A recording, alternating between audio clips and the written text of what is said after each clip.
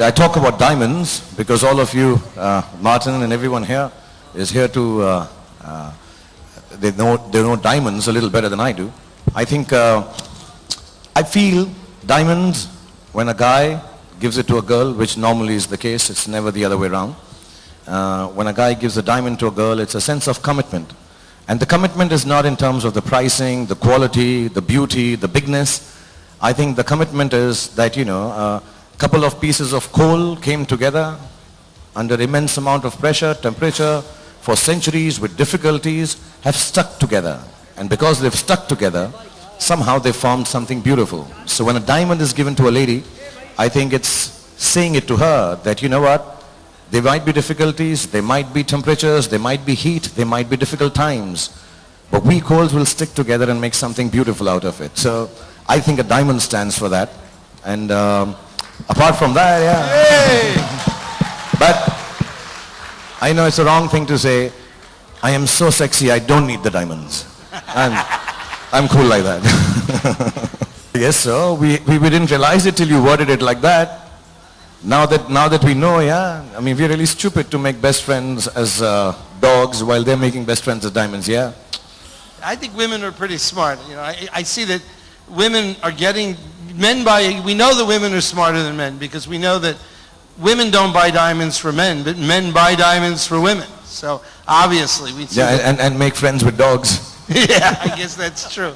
So tell me, Choksi, I understand that there's a new movie in the works and that you're going to play some kind of a starring role.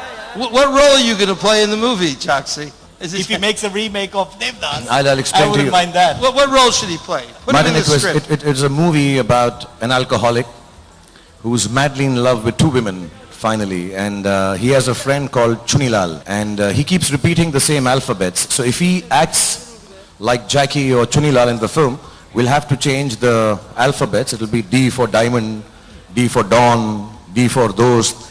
And with the size Mehul Bhai has, we'll need a bigger chunni for sure. 100%. Choksi, tell me something. I mean, everybody was making diamonds in India for so many years. And then you show up with this idea of branding, right? Like, instead of just having the diamond, there's like a story behind the diamond.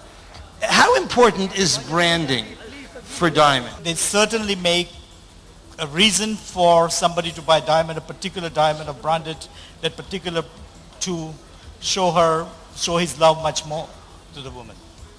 Okay, so that's the idea also. And Shahrukh, tell me, you're one of the greatest brands in the world. The whole world, because there's like a billion-something people. You could be a movie star in America. They said, he's the Brad Pitt of India. Then they said, no, he's the Tom Cruise of India. You're like a Tom Pitt or something here. But there's a billion and something people. So you are like one of the world's top movie stars, which means you're a brand. You're an idea. You think that's true, right? So what does that mean for you? What does it mean for you to be such a symbol, a leader? You're not just one person. You represent ideas that people relate to. I don't know, Martin. I've never really thought of I don't even know when I became a brand. I think what is essential for a brand, now that when I see it from the outside, if I can, and see other brands, I think it has to be at the simplest and the normalest level. You do what you do best, and then people will find connotations and meanings out of you. And it's really wonderful that some meanings that you didn't even think of, you stand for it. And sometimes it's a huge pressure because there are a lot of things I don't stand for, but so many beautiful people start believing in, okay, he stands for love, he stands for romance, he stands, one of the ones which irks me the most, he stands for good behavior, which I don't like at all. But I have to be at my best behavior. He stands for family values, he stands for goodness, and those things happen naturally. But I think branding as an exercise actually should not be an exercise. Branding should be a natural flow. If you do it right, keep it simple, keep it straight. I'm sure, if it's simple and nice, you will adopt it, you will be overawed by it, and you will love it. So brand for me is like, for example, in your case is when it's a diamond, somewhere down the line, yourself, Mr. Choksi, all the young, wonderful people here, they brand it and say, okay, this is good quality, this is nice, this has been worked upon, because we know so little about diamonds, normal people. And you say, you know what, at the end of it all, this looks cool. And there are people behind it who are assuring us that it's a good thing to have because it's pure, it's nice, the amount of money you're paying for it is good enough. And finally it just comes down to, are you offering them an emotion which is value for money? If money being the standard to buy an emotion, if it is possible, which it happens in many cases now. So if you can give value for money, for an emotion, whether it's a diamond or an actor or any other product, I think as long as you keep it simple and straight. Wow. I mean, you understand what he just said? What you do best and leave the rest. They are the people who will give you a logo, a sign, a name. They'll call you Badshah Khan, Kohinoor, whatever. Like, it's a beautiful diamond. Whether you call it Kohinoor, you call it whatever, it's a beautiful diamond. And people will brand it, give it everything. But I think just keep it simple and straight. So that would mean, like, if you give a diamond to someone, the beauty there isn't just the diamond. It's the idea of the gift. The idea of the emotion. I was not only just educated, well aware of how the world has been over the years. I just got to meet him for 5 minutes and he said something to me. And he said, in life we all need symbols, something to hang on to. And a diamond. So the value of a diamond is more than the value of what it is priced at. The fact is that it stands for love. It stands for commitment. It stands for strength. It stands for quality. It stands for beauty. And all those emotions are more important than the price of it. So I'd request you on behalf of the whole world, before you leave from here, just reduce the price of diamonds for this next 1 hour. It's an emotion, Martin. Do it for us. Come on, baby. Yeah. Chaksi, look, you understand what we... I'll kill you. A lot of people want to kill Rappaport. But look, I think love is the most common thing. It's just that we bind it down by institution and try to make it rare. It's the most common thing, but the feeling of it for someone, whether it's your child, whether it's your wife, whether it's your girlfriend, whether it's your father, that feeling is rare. And I think the rarity lies in for how many people we feel it, not in terms of the abundance of how it exists. I think we all love, but we fall in love with a few, whether it's a mother, a sister, a friend, whatever. So I think love, it's actually most of the things that nature and God has made, and they're in abundance. The utilization of them, how you use them, like you use diamonds, I think we use love too rarely. If we loved more commonly, I think we wouldn't be having the issues that we have around the world. So I don't think love is like diamond. Love is like diamond uncontrolled by anybody else. It is completely there, it's everywhere, and I think love is the cheapest diamond. This is beautiful. Isn't that nice? It's great. Now they say a diamond is forever. One of your most famous movies was 10 years ago. So tell me, ever and go, I know you're a big family man and all that, but how does one keep the love forever like the diamond is forever? There's a physical side to it which I won't talk about. I think the best way to keep love going is to just trust and let everyone be. And I think it's like, I truly believe the love that is purest, that was created, was between a mother and a son or a daughter. And that love is unconditional. They fight, they get angry, they separate sometimes, but it's unconditional and it's ever-bearing. And I think if I can reach that stage, which hardly happens because all girls are not your mothers, and all girls don't think of you as their son, it has to be about trusting, it has to be about giving, it has to be about letting be, it has to be about accepting. And the one thing I would tell all the youngsters, when they fall in love with a girl, they fall in love with her for certain reasons.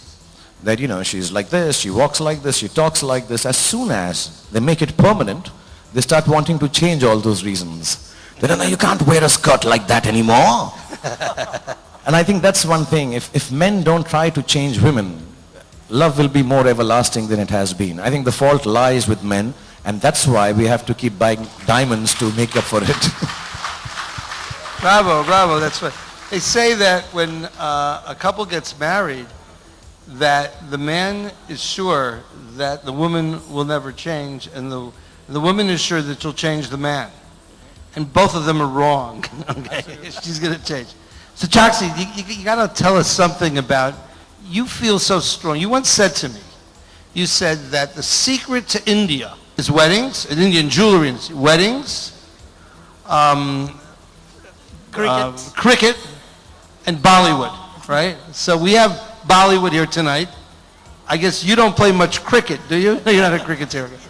Could you explain this thing? And it shines. I know people like to hang... Asking for the bills. Not all of them are just telling. It's everything, It's in the blood here. The Bollywood it's nothing but Bollywood, the biggest entertainment in. Idol? I'm a legend. That's scary. I'd hate to be an idol. And this conversation is legendary. So wait, you're catching a ride on his idolhood? Is that how it works? Absolutely. Absolutely. They all use me, girls, women, and Choksibai. And Choxy. Yeah, I mean, Okay, so what you think is going to happen here? You know, here we are in India. Well, the Bollywood industry is growing and growing and growing. If you see the applies India. I'm married, I own cricket, and I'm Bollywood. I stand for all the things India stands for. See? He owns a cricket team, right? Absolutely. He's the perfect brand ambassador for me. He's a private what? Brand ambassador because he symbolizes for cricket, for Bollywood, and for diamonds. But then why don't And you he's a own... winner. It's winner for the last 2 years. Really? So you're also a cricket expert? And now, all of you be scared I'm coming for the diamonds. Yeah, so why don't you own a jewelry company? You own the cricket. You're like 2/3 there. I know, but too much piercing. I get scared of holes. Otherwise, I would do it. So tell me, where is India going? We are in a country here, 50% of the population is under 25, 26. Tell me a little bit about what you see for India. What is your dream for India as we go to the future in these next few years? See, Martin, I'd like to say, and I truly believe this. I started off when I was 25. I'm 48 now, and I come from a very low middle class background. I think India is the land of opportunities.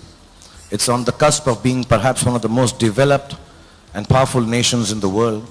And the reason for it is not that we have the minerals, or we have the arms, or we have the greatest of agrarian society. The reason for it is that we are so diverse and yet so together.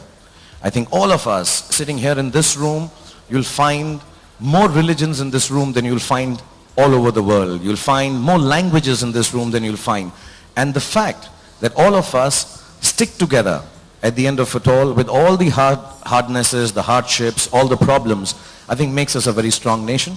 And the youngsters now are extremely, extremely forward-looking.